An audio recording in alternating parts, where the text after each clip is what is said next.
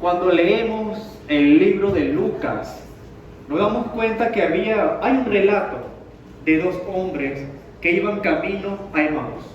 Este camino llevaba a un pueblo. Estos dos discípulos iban conversando de las cosas que habían acontecido en Jerusalén, de la muerte de Jesús y de la resurrección de Jesús. En eso, hermanos, se le acerca un hombre, y este hombre era nada más y nada menos que Jesús. Pero ellos no lo podían reconocer porque tenían los ojos vendados. En todo el camino, estos hombres fueron conversando de la palabra de Dios, y al llegar al lugar donde iban, Jesús se dejó ver por ellos y desapareció de su vista. Y estos hombres dijeron lo siguiente, en Lucas 24:32 dijeron: ¿no ardía nuestro corazón mientras nos hablaba en el camino y nos abría las Escrituras? Hermanos, en este momento no podemos ver físicamente a Jesús, pero les pregunto, ¿no arde nuestro corazón al escuchar la palabra de Dios? ¿Y no arde nuestro corazón, hermanos, a escuchar las alabanzas? Hermanos, gloria a Dios. ¿No sentimos ese ardor en nuestro pecho? Así como aquellos dos discípulos que iban camino a Emaús. Hermanos, yo sí lo siento, y yo sé que ustedes también lo sienten. ¿Y saben por qué, hermanos? Porque ahora nosotros tenemos el Espíritu Santo en nuestras vidas que clama: Abba, Padre. Así que, hermanos, para nosotros es mucho más fácil clamar al Señor. Cuando vemos en el comienzo de Hechos, vemos cómo el Espíritu Santo se derramó sobre unos cuantos discípulos en una casa. Estos discípulos recibieron el Espíritu Santo, predicaron la palabra de Dios por medio de Pedro, y vemos en la palabra en Hechos cómo unas 3,000 personas se convirtieron al Señor. Hermanos, estadísticamente hoy en día vemos que somos más de 2.400 millones de cristianos, de personas que han recibido la palabra de Dios, de personas que han recibido al Espíritu Santo en sus vidas. Y hermanos, y aquí estamos, recibiendo la palabra de Dios, escuchando de la palabra de Dios. Cuando leemos Mateo, en el capítulo 16, versículo 18, el Señor estaba hablando con sus discípulos y le preguntaban: ¿qué creen los demás que soy? Unos decían: Juan el Bautista, un profeta, un predicador. Ahora, ¿qué creen ustedes que soy yo? Y le respondieron: el Hijo del Dios viviente. Más adelante vemos cómo Jesús dice: sobre esta roca edificaré mi iglesia, y da una declaración muy importante: y las puertas del Hades no prevalecerán contra ella. Hermanos, eso merece un fuerte amén. Y las puertas del Hades no prevalecerán contra ella. Cuando vemos en la historia, hermanos, las casas, las ciudades en el Antiguo Testamento, vemos que estas ciudades eran protegidas por murallas. Y vemos que esas murallas tenían puertas. Y estas puertas eran grandes, eran fuertes, eran de maderas, con material de hierro. Esto determinaba la seguridad y fortaleza de una nación. Cuando un ejército quería atacar a esta ciudad, lo primero que atacaban eran las puertas. Y las puertas dependían de la fortaleza que fuera, si retenían al ejército o no. O sea, las puertas de una ciudad indicaban la fortaleza y el poderío de esa ciudad. Así, cuando Jesús está diciendo que las puertas del Hades no prevalecerán contra ella, está queriendo decir que el poder de Satanás, el poder del enemigo, no va a poder con su iglesia. Hermano, ¿usted cree eso? Amén. Jesús básicamente estaba diciéndole que los poderes de este mundo, los poderes de Satanás, no iban a poder con él, porque Él murió y resucitó al tercer día, y estaba declarando que las puertas del Hades no iban a mantener a la iglesia cautiva, que las puertas del Hades no iban a detener el avance de la iglesia, que las puertas del Hades no iban a mantener una iglesia separada de la voluntad de Dios, que la iglesia, hermanos, podía prosperar, que la iglesia, a pesar de las potestades de esas puertas del enemigo, la iglesia iba a continuar avanzando, que la iglesia iba a seguir creciendo. Yo me imagino, hermanos, a Jesús diciéndole ese versículo de una forma muy coloquial, diciéndole algo así: muchachos, dentro de poco voy a hacer algo importante. Dentro de poco voy a hacer algo que va a estremecer, que va a conmocionar al mundo entero. Dentro de poco voy a hacer algo que va a estremecer las puertas del infierno. Dentro de poco voy a hacer algo que va a hacer temblar estas puertas del Hades, y es mi iglesia. Hermanos, y vemos cómo la iglesia, a pesar de todos estos años, más de 2000 años, se han levantado leyes, se han levantado ideologías, se han levantado gobiernos y grupos armados contra la iglesia, pero vemos también cómo el Señor ha guardado su iglesia, y la iglesia ha seguido creciendo día a día. Y yo puedo decir, hermano, y asegurar, segundo tras segundo, la iglesia ha estado creciendo. Y déjenme comentarles, ustedes hoy, hermano, son testigos de ese avance de la iglesia, de ese avance de la obra de Dios, porque hoy, hermanos, se está iniciando una obra en esta localidad llamada Filadelfia. Hermanos, la iglesia cada día sigue creciendo, y aquí, hermanos, todos ustedes son testigos de las promesas del Señor.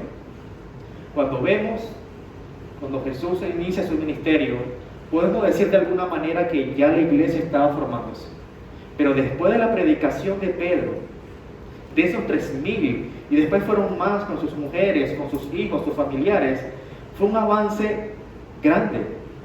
Pero vemos unas características, hermanos, de la iglesia, del desarrollo de la iglesia. Cuando nos ubicamos en Hechos 2, nos damos cuenta que el Señor nos está diciendo lo siguiente: y perseveraban en la doctrina de los apóstoles, en la comunión los unos con los otros, en el partimiento del pan y en las oraciones. Y cuando vemos el versículo 46 y 47, el Señor nos dice: y perseverando unánimes cada día en el templo, partiendo el pan en las casas, comían juntos con alegría y sencillez de corazón. ¿Y qué dice más abajo? Alabando a Dios y teniendo favor con todo el pueblo. Y algo muy importante, hermanos: y el Señor añadía cada día lo que estaban siendo salvos. Vemos unas características muy sencillas, muy simples, que estos hombres al inicio estaban haciendo. Fíjense en la palabra perseveraban. ¿Qué le trae a usted, hermano, esta palabra? ¿Qué significado usted puede darle a esta palabra? Básicamente se esforzaban, ¿sí? Se esforzaban en algo. Pero en la traducción, hermanos, dice: ellos se dedicaban continuamente. Estos hombres, la iglesia que se estaba desarrollando, que se estaba formando, se dedicaban continuamente.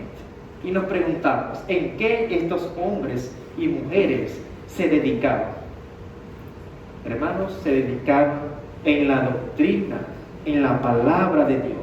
Se dedicaban en escucharla. Pero fíjense en algo, no solamente en escucharla, sino que también se dedicaban a ser hacedores de la palabra de Dios. Porque una cosa es muy distinta escucharla, hermano, y otra cosa es ser hacedor de la palabra.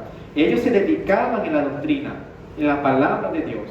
Se dedicaban en la comunión los unos con los otros. No con el amigo de la iglesia, no solamente con el vecino que trajo, sino que se dedicaban en la comunión los unos con los otros. O sea que había una unidad, hermano, engranada. Usted ha visto los engranajes de los relojes de algunas maquinarias, cómo estos círculos con dientecitos se engranan perfectamente y no interfieren en el movimiento. De la misma manera, hermano, la iglesia estaba unida, estaban unánimes los unos con los otros. Se dedicaban también en las oraciones. Diariamente estos hombres y mujeres se dedicaban en las oraciones. Y no solamente ellos oraban por ellos mismos, sino que oraban por los demás, oraban por su hermano, por sus familiares que todavía no habían llegado a los pies del Señor. Ellos oraban, hermano, y era una característica que ellos se dedicaban continuamente. Y para completar, hermano, ellos tenían en común todas las cosas. Una misma enseñanza, una misma adoración, un mismo pensamiento, tenían un sentir en todas las cosas. Y si hay unidad, hermano, no puede haber diferencias notables de lo que es la palabra de Dios. También se dedicaban en el partimiento del pan, no solamente de la Santa Cena, sino también del alimento físico. Compartían el alimento con aquellos hermanos que no tenían en sus hogares, con aquellos hermanos que tenían necesidades físicas. Ellos compartían, hermano. Eran dadivosos y generosos. Fíjense en estas características, hermanos, que nosotros debemos encontrar en el pueblo de Dios. Se dedicaban en congregarse en el templo, en este caso en el local, y se dedicaban a congregarse en los hogares. También, hermanos, no se avergonzaban de la palabra de Dios. Ellos hablaban de las maravillas que Dios había hecho en sus vidas y no tenían pena de hacerlo. O sea que ellos se dedicaban a demostrar en el lugar que ellos estaban que eran hijos de Dios. Y podemos ver que así era y es una iglesia en movimiento, una iglesia que está siendo transformada por la palabra de Dios. Cuando todos, absolutamente todos, se dedican en llevar a cabo la palabra de Dios. Hermanos, y ese es el resultado de personas perdidas, de personas con un destino no favorable siendo salvas. Ese es el resultado de personas escuchando la palabra de Dios y aceptando a Cristo en sus corazones. Ese es el resultado de personas que se dejan llenar del Espíritu Santo, que se dejan de usar por el Señor. Ese es el resultado, hermanos, de un pueblo que atiende el llamado de Dios. Ese es el resultado de una iglesia que atiende el llamado de Dios. Hermanos, hoy en día, nosotros tenemos el Espíritu Santo ya en nuestros corazones. Ya de por sí, hermanos, nuestro corazón, nuestros pensamientos deben estar inquietados en hacer cada una de estas características que acabo de nombrar. Y pueden haber más, hermanos, pero ya nuestro corazón debe estar inquietado en aplicar a nuestras vidas cada una de estas características. Y no solamente a nuestras vidas, sino a nuestros familiares, a nuestros amigos, a nuestros hermanos. Ya nuestro corazón debe arder por hacer la palabra de Dios. Y la pregunta que yo quiero hacer esta mañana, ¿qué le falta a usted por cumplir en esa lista? ¿Le falta oración? ¿Le falta aceptar a Cristo en su corazón? ¿Le falta ser dadivoso? ¿Le falta llegar a la unidad con sus hermanos? ¿Qué le falta a usted en este momento? Piénselo y respóndaselo al Señor. Y otra pregunta que la quiero hacer, pero como congregación, como iglesia, es: ¿nosotros somos capaces, hermanos, de hacer lo mismo? Y ahí quiero que sí me respondan. ¿Nosotros somos capaces de hacer lo mismo que estos hombres que hicieron, hermanos? Amén, hermanos. Sí podemos. En el lugar que estemos, donde estemos, nosotros podemos hacer eso. Y tengamos en cuenta que esta obra no es mía. Esta obra no es del grupo de alabanza. Esta obra no es del diácono, no es del grupo de servicio. Esta obra es del Señor. Nosotros somos instrumentos en las manos del Señor. Nos toca hacer lo que Él nos manda. Y el Señor va a añadir cada día lo que debe ser salvo, lo que están siendo salvos. Así que, hermano, ¿qué tenemos que hacer básicamente? Hacer lo que nos corresponde a nosotros como hijos del Señor. Llegarnos a la unidad. Primeramente, aceptar a Cristo en nuestras vidas. Ser llenos del Espíritu Santo. Cumplir con la palabra de Dios. Algo tan sencillo, hermano. Y el Señor va a ir transformando nuestras vidas. ¿Y cómo hacemos eso? Hermanos, llevando nuestras vidas al arrepentimiento. Arrepintiéndonos de todas aquellas cosas que hemos hecho y que no le hemos pedido perdón al Señor. Arrepintiéndonos de todas aquellas cosas que estamos haciendo en nuestras vidas y que muy en el fondo sabemos que no están bien. Arrepintiéndonos de todas aquellas cosas que están ocultas en secreto y que si salen a la luz nos avergonzaríamos. Y arrepentir quiere decir, hermanos, alejarnos del mal y acercarnos más a Dios. Tenemos que estar alineados con la palabra de Dios. Dejar que el Señor transforme nuestras vidas. Y usted está dispuesto a eso, hermano. Amén. Ahora, hermanos, aquí en Filadelfia, en esta iglesia, ¿qué queremos hacer? Hacer esa clave.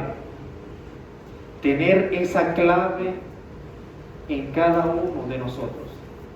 Dedicarnos continuamente a cumplir la palabra de Dios en nuestras vidas. Y aquí pusimos de esta manera, esta palabra, clave. ¿Qué queremos hacer en Filadelfia, hermanos? Tener una cultura de discipulado. Que el discipulado, hermano, sea parte de la vida de la iglesia. No que sea una actividad de los martes, de los miércoles, de los jueves, de los viernes o de los sábados. Claramente nos vamos a reunir, pero la idea es que la iglesia de Filadelfia, hermano, cada miembro tenga una cultura permanente de discipulado. Que cada ministerio tenga un liderazgo adecuado. Recuerdo una película que vi hace poco, no recuerdo el nombre, donde le ofrecían al entrenador: tenemos a los mejores jugadores. Y el entrenador dijo: no, yo no quiero a los mejores jugadores, yo quiero a los jugadores adecuados para este partido. Hermanos, un liderazgo adecuado para la sociedad en que nos encontramos. Eso es lo que quiere el Señor. Viviendo una adoración genuina. Con esto quiero decir, hermano, que oremos, que adoremos al Señor sin fingimiento, que nos acerquemos a Él abiertamente, que si hemos pecado, tengamos la valentía de pedir perdón al Señor, pero acercarnos a Él, no alejarnos del trono del Señor. Viviendo unánimes, los unos con los otros, y también, hermanos, teniendo un evangelismo cultural. Que usted sea capaz de hablar de la palabra de Dios donde usted se encuentre. Que usted pueda hacer iglesia aquí dentro y también pueda hacer iglesia en su casa. Que usted pueda hacer iglesia en el lugar de su trabajo. Que usted pueda hacer iglesia en el carro, en el transporte. Y que usted pueda hablar de la palabra de Dios de una forma genuina, de una forma natural y no forzada. Que eso sea parte de la vida de cada uno de los integrantes de esta iglesia. ¿Y cuál va a ser, hermano, nuestra visión primordial? Conexión, crecimiento y servicio. ¿Por qué conexión? Conexión primeramente con el Señor. que cada miembro de esta iglesia pueda tener una conexión con el Señor. Hermanos, y no la hemos tenido en las alabanzas, pregunto. No la estamos teniendo ahora aquí en la palabra de Dios. Que tengamos esa conexión con Dios, con los hermanos y con la comunidad. Que el desarrollo, el crecimiento sea a través de la palabra de Dios, que sea a través del discipulado, de la madurez en el Señor a través de la palabra, siendo transformados por la palabra de Dios. Y el servicio, hermano, es lo que cada hijo de Dios debe manifestar al ser salvo. ¿Cómo servir? Venir a la iglesia, hablar de la palabra a otro, ayudar en el servicio, ayudar a llevar el mensaje de la palabra a otros. Servir en un ministerio, dentro y fuera de la iglesia. Esa, hermano, es la clave. Y todo se basará en eso, hermano. Conexión, crecimiento y servicio. ¿Qué seremos? Seremos una iglesia, hermano, en movimiento. Seremos una iglesia que sirva. Seremos una iglesia que se conecte con Cristo y con los demás. Y le voy a leer algunas de las cosas, hermanos, que quise plasmar aquí en el sermón y que dentro de algunos años vamos a recordarlo y lo vamos a estar revisando. Seremos una iglesia que no nos lleve solamente a asistir a un culto dominical como un punto más de la programación de la iglesia. Seremos una iglesia que nos ayudemos a darnos en cuerpo y alma por la unidad y el bienestar de la iglesia, en una misma enseñanza, en una misma adoración y en unidad familiar. Seremos una iglesia que cada uno pueda decir: esta es mi iglesia, esta es mi familia, esta es mi casa y estos que están aquí son mis hermanos. Seremos una iglesia donde los rechazados, los heridos, los deprimidos, los cargados, los sedientos puedan encontrar paz y amor bíblico y que sus vidas puedan ser transformadas por la palabra de Dios. Seremos una iglesia que pueda llegar a cada persona de esta comunidad y adivinen cuál. ¿Qué comunidad cree usted, hermano? ¿Cuál? Pero ¿a qué queremos llegar nosotros? A los inconversos. Y no solamente esta comunidad llamada Plaza Venezuela, sino queremos llegar a la comunidad de Caracas. No limitarnos solamente en un espacio pequeño, ir más allá donde podamos llegar. Seremos una iglesia que cada persona pueda conectarse, que pueda crecer y pueda servir. Una iglesia que pueda contar con un local propio, diseñado, hermanos, para atender a cientos de personas al mes. Esa es la misión, hermano. Que cada persona que llegue pueda ser atendida. La visión, hermano, es que seamos una iglesia que rompa con las barreras de nuestra mente, que rompa con las barreras de lo improbable, que rompa con las barreras de las tradiciones. Seremos una iglesia genuina, simple y eficaz. No seremos una iglesia aquí dentro, hermano. No seremos una iglesia en estas áreas solamente. Seremos una iglesia allá afuera. Seremos una iglesia en nuestro hogar. Seremos una iglesia en nuestro lugar de trabajo. Que cada uno de nosotros, hermanos, podamos tener esa llenura del Espíritu y que podamos hablar así como esos hombres hablaron a la comunidad. Hermanos, somos Iglesia Filadelfia, un lugar para ti. Hermanos, vamos a orar, vamos a levantarnos y sigamos adorando al Señor.